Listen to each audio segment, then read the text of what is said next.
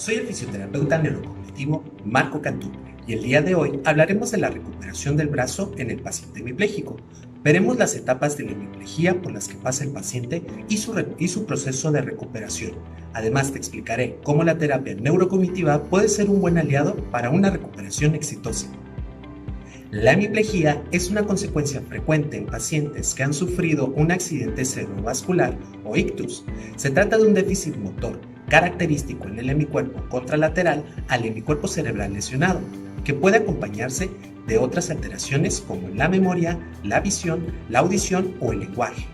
En la hemiplegia es más probable la afectación de las extremidades superiores que de las inferiores, siendo el hombro doloroso una de sus consecuencias habituales junto con la disfunción de la mano.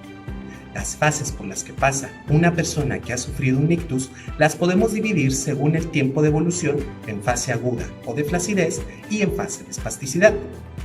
Veamos con más detalle cada una de estas fases. Fase aguda o flácida.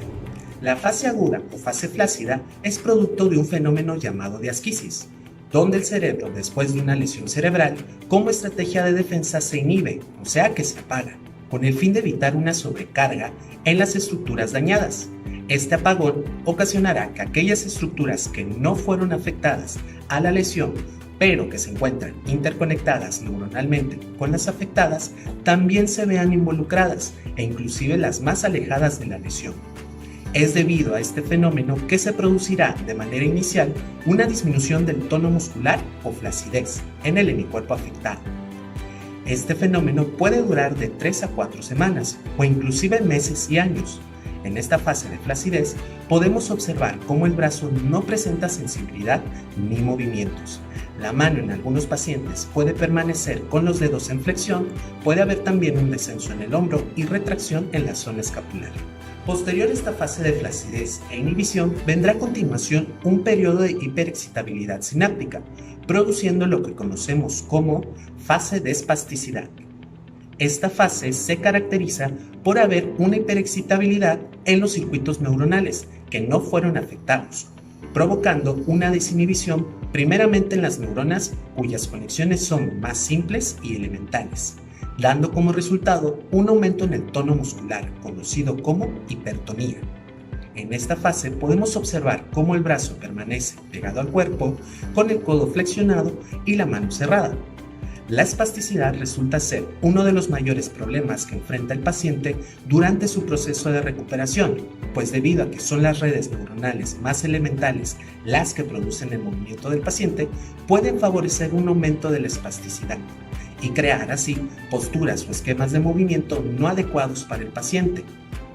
También durante esta fase y debido a esta hipertonía, habrá falta de control voluntario en el movimiento, generando alteraciones en el control del movimiento del brazo, dificultad para alcanzar y manipular un objeto, o incluso durante la marcha el brazo puede presentar irradiaciones anormales, permaneciendo en flexión y con un cierre de la mano. Hemos visto hasta ahora cómo es el comportamiento del cuerpo y el movimiento en el paciente hemipléjico, donde pasamos de una fase de flacidez a una espástica. Esto debido a la inhibición e hiperexcitación de las conexiones nerviosas. Es por esto que no solo debemos ver el movimiento como resultado de una acción muscular, pues centrarnos solo en el músculo no nos permitirá tener una recuperación óptima y de buena calidad.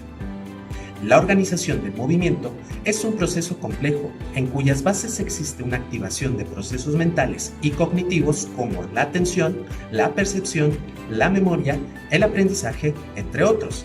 Es gracias a la interacción de estos procesos cognitivos que nos dará como resultado el cómo nos movemos. Parece por lo tanto razonable que, después de un accidente cerebral, el tratamiento de rehabilitación deban estar involucradas aquellas funciones cognitivas alteradas directamente por la lesión que indirectamente determinan las alteraciones motoras visibles. Dentro de las diferentes metodologías rehabilitadoras propuestas para el paciente hemipléjico y para las lesiones cerebrales en general, el único enfoque que toma en cuenta estas premisas de la rehabilitación está representado por la rehabilitación neurocognitiva, la que comúnmente se define como método Perfetti. ¿Cómo la terapia neurocognitiva puede ayudarme en la recuperación del brazo? Como mencionamos anteriormente, el movimiento es el resultado de la activación e interacción de nuestros procesos cognitivos, que, tras una lesión cerebral, se verán alterados, como es en el caso del paciente hemipléjico durante las etapas de flacidez y espasticidad, causando una alteración no solo en el movimiento, sino también en la manera en cómo el paciente representa su propio cuerpo. Esta alteración en la representación causará que la espasticidad esté presente e influya sobre el movimiento del paciente.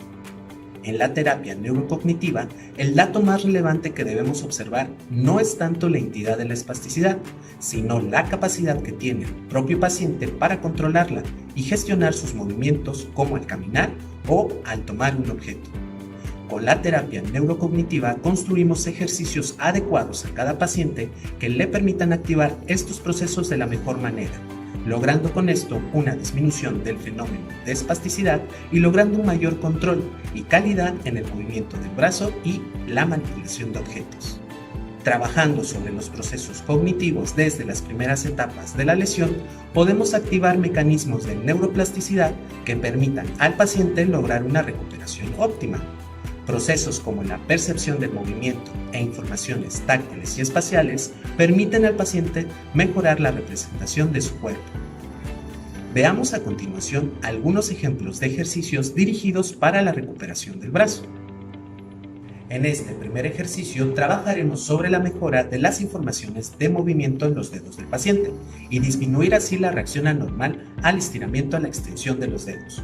Durante el ejercicio le pediremos al paciente que identifique cuando alguno de los dedos se esté moviendo, con el objetivo de centrar su atención y percepción en los dedos, lo que le ayudará a ir controlando el fenómeno de espasticidad producido en dicha articulación. Cuando el paciente reconozca bien el movimiento, podemos ir agregando preguntas desde qué dedo fue el que se le ha movido, fijando ahora su atención hacia cuál es el dedo que moverá. Ahora veamos un ejercicio dirigido hacia la muñeca.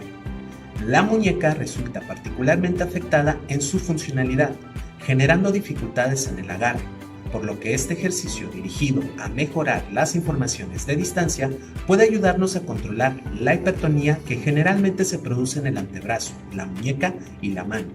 En este ejercicio el paciente deberá reconocer entre las diferentes posiciones en las que se le coloque la muñeca, llevándola hacia arriba y abajo. La muñeca se irá relajando durante el ejercicio, lo que nos permitirá llevarla a posiciones cada vez más distantes. Por último, veremos un ejercicio dirigido al hombro. Tomaremos el brazo del paciente y dibujaremos diversas figuras en el aire, como por ejemplo un círculo y un triángulo.